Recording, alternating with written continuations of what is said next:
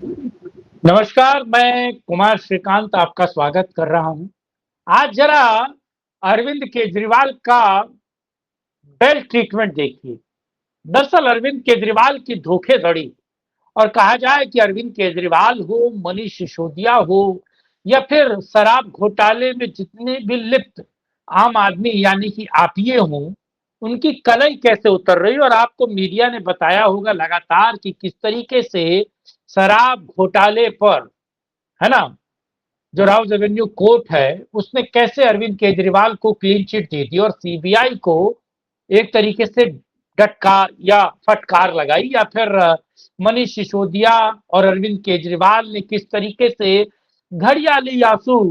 बहाए। और आपको याद है कि किस तरीके से वहां एक रिपोर्टर मौजूद था और वो रिपोर्टर कह रहा है कि भाई रिकॉर्ड कर, केजरीवाल रो रहा है, केजरीवाल रो रहा है, और ये मीम्स बना। क्या दरअसल केजरीवाल या फिर मीडिया ने जो आपको बताया वो आधा सच है? पूरा सच क्या है जरा इसको समझिए। और दरअसल मैं अगर कहूं कि अरविंद केजरीवाल ने ही लिकर स्कैम किया है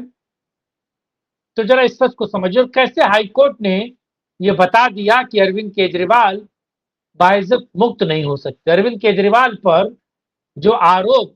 ईडी और सीबीआई ने लगाए हैं वो दरअसल बिल्कुल क्लियर है। आज इसको समझने की कोशिश आप लोगों से अनुरोध है कि इस वीडियो को ज़्यादा से ज़्यादा शेयर करें, चैनल को सब्सक्राइब करें, कमेंट बॉक्स में अपनी राय रखिए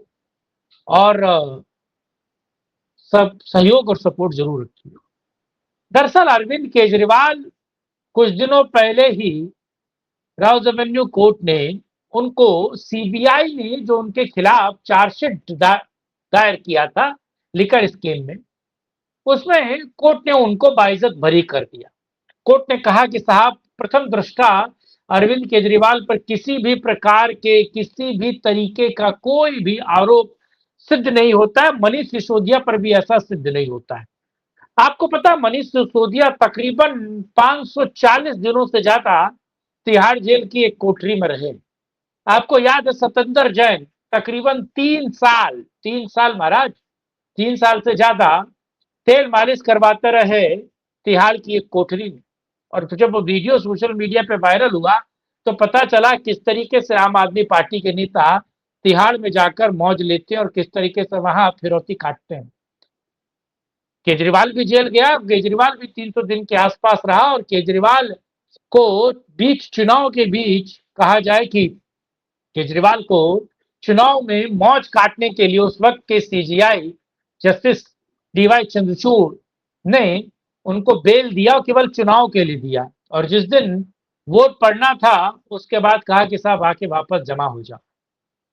तो क्या जिस महत्वपूर्ण मामले पर सुप्रीम कोर्ट ने भी केजरीवाल को बेल नहीं दी और प्रथम दृष्टा उन्होंने कहा कि इस पूरे स्कैम में, इस पूरी चार्जशीट में, क्योंकि लोअर कोर्ट जब उसको सीबीआई ने गिरफ्तार किया और वो लोअर कोर्ट गए, लोअर कोर्ट ने बेल नहीं दिया, फिर वो हाई कोर्ट गए, हाई कोर्ट में मनीष सिसोदिया और केजरीवाल को बेल नहीं मिला, सत्येंद्र जैन को भी नहीं मिला। उसके बाद वो सुप्रीम कोर्ट गए, सुप्रीम कोर्ट ने भी देखते सीधे मना कर दिया था कि प्रथम दृष्टा इसमें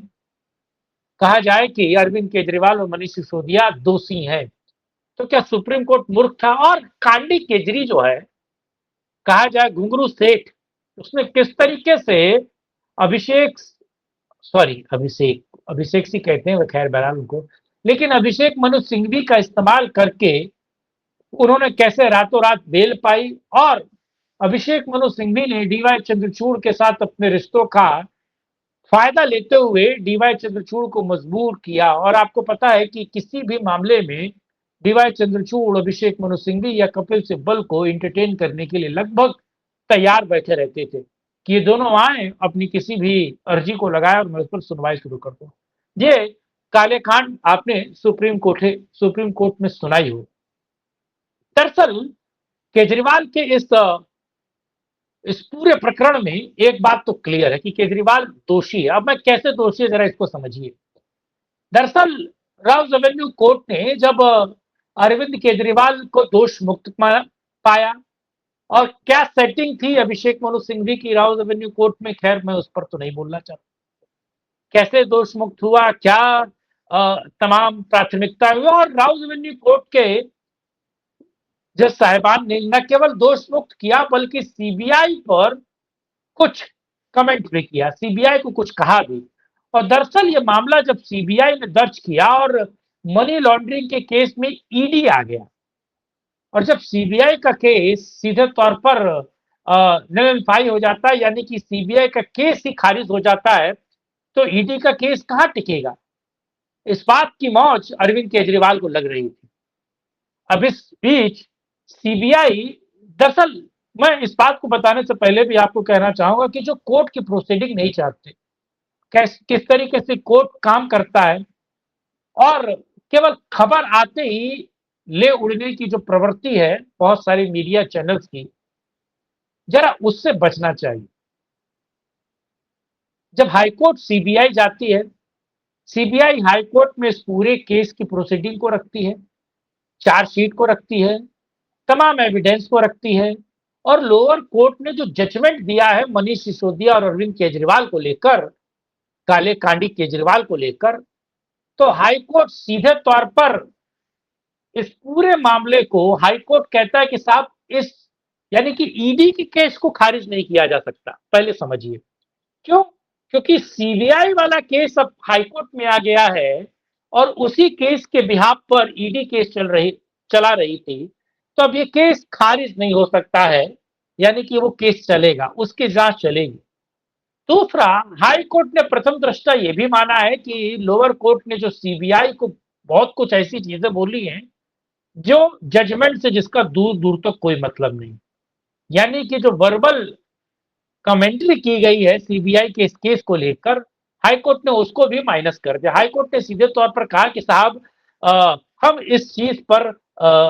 सीधे तौर पर अगर देखा जाए तो हम इस चीज पर मुतमीन नहीं है, यानी कि हम इस बात को नहीं मानते जो सीबीआई पर लोअर कोर्ट ने यानी कि राउज एवेन्यू कोर्ट ने कहा है। अब एक और ट्विस्ट, बड़े ट्विस्ट है। दूसरा, हाईकोर्ट ने सीधे तौर पर कहा, उन्होंने नोटिस इशू किया। अब ये समझिए, जब सीबीआई गई है कोर्ट, हाईकोर्ट गई है इस लोअर कोर्ट के केस को लेकर, तो पहली बात तो हाई कोर्ट ने लोअर कोर्ट को कहा कि अब आप इस मामले की सुनवाई बंद कीजिए क्योंकि ये सारा सुनवाई अब हाई कोर्ट आ गया है। और लोअर कोर्ट को इस बात को लेकर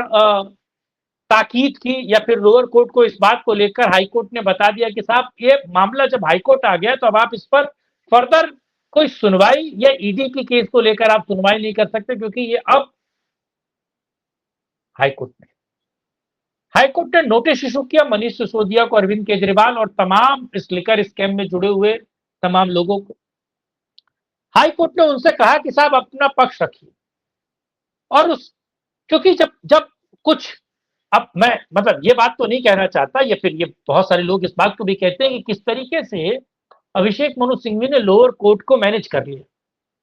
अब लोअर कोर्ट के मैनेज किया है कि नहीं किया ये तो ईश्वर जाने और कोर्ट जाने और अभिषेक मनु सिंघवी केजरीवाल जाने, लेकिन हाई कोर्ट को क्या मैनेज हो पाएगा, क्योंकि हाईकोर्ट सीधे सीधे तौर पर कह रहा है और जो चार्जशीट और तमाम एविडेंस जो हाईकोर्ट में पेश की सीबीआई ने और जिसके बिना पर नोटिस इशू किया, क्योंकि हाईकोर्ट भी उस पुरानी प्रोसीडिंग को यानी कि लोअर कोर्ट की प्रोसीडिंग को देखते हुए कह देता कि साहब ये केस बनता ही नहीं है, इस केस में कोई जान ही नहीं है, केस दूर दूर तो कोई मतलब नहीं क्योंकि जजमेंट आ चुका है। तो हाईकोर्ट को कुछ खटका, हाईकोर्ट को लगा एविडेंस को लेकर, या फिर हाईकोर्ट को ये चीज क्लियर कट लगी कि साहब कांडी केजरी और मनीष सिसोदिया और उसकी गैंग ने, जिसमें सत्येंद्र जैन भी है, उसने कोई ना कोई घोटाला, कोई ना कोई ऐसा केस है। प्लस हाईकोर्ट ने यह भी बोला है कि ये केस अब चलेगा, यानी कि इस केस पर हमने नोटिस इशू किया है, उनके वकील कोर्ट में आकर पेश होंगे, फिर ये तमाम एविडेंस को क्रॉस वेरीफाई किया जाएगा, तमाम तरह की चीजों को देखा जाएगा और पूरे केस को फिर से सुनियोजित तरीके से देखने की कोशिश हाईकोर्ट करेगा। तो कांडी केजरी और मनीष सिसोदिया जिस खुशफहमी में थे, जिस स्वप्न में जी रहे थे कि साहब उनका अब कुछ नहीं हो सकता, उनके होश के नाखून लेने चाहिए। क्यों? क्योंकि दरअसल मनीष सिसोदिया और अरविंद केजरीवाल जो फरारी काट रहे हैं वो अब खत्म हो रही है और वापस